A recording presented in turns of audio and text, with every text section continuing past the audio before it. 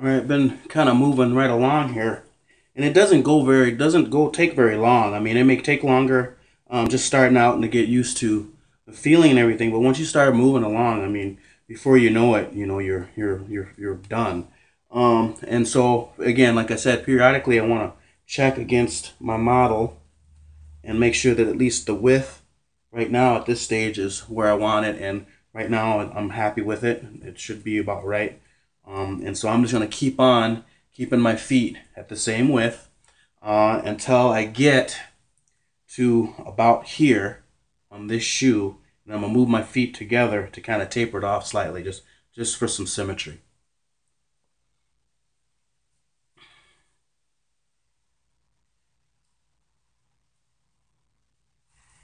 And this is very interesting find for me as I was doing my research to understand what Aboriginal people do for footwear using non-animal material, using plant material.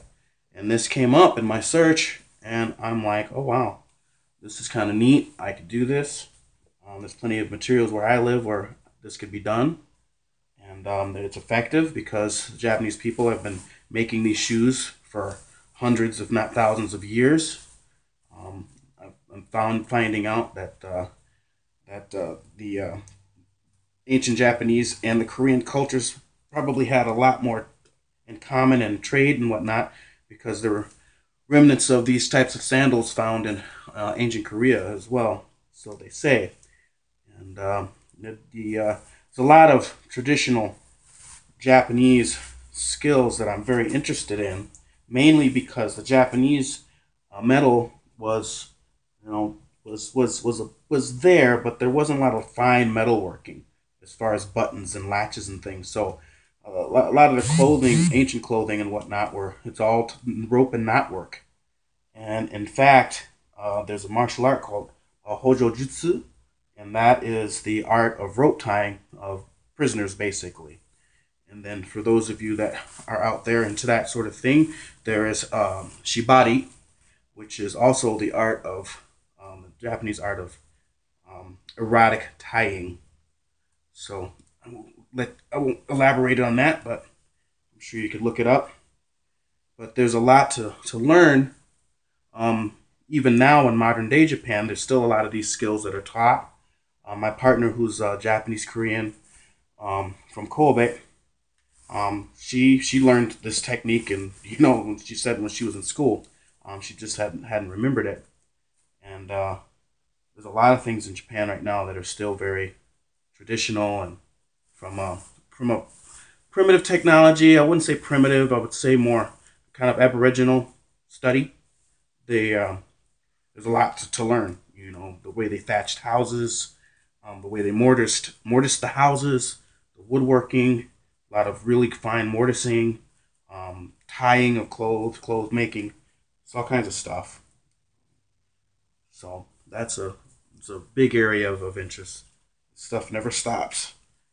And then my penchant is I always want to be good at it, so I end up absorbing in it for a while, being focused, which I guess isn't too much of a bad thing, but just all helps. And I would say that as I ramble on here, that uh, there is what happens. There's a symbiotic relationship that can happen when you study other skills.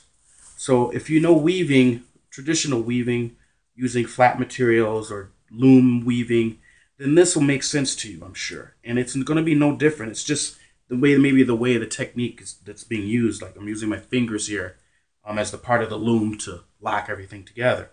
Um, there is a way to do this where you make a frame with pegs and it's more symmetrical and everything is looks really less rustic, and that's kind of neat too. I'm again, I shoot for the simple things, something I could do in the field real quick instead of taking time to make a loom or a frame.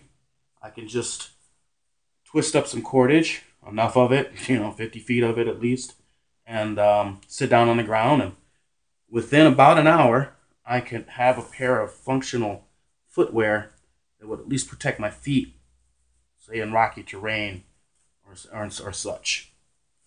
So, anyways, I'm gonna keep weaving along here.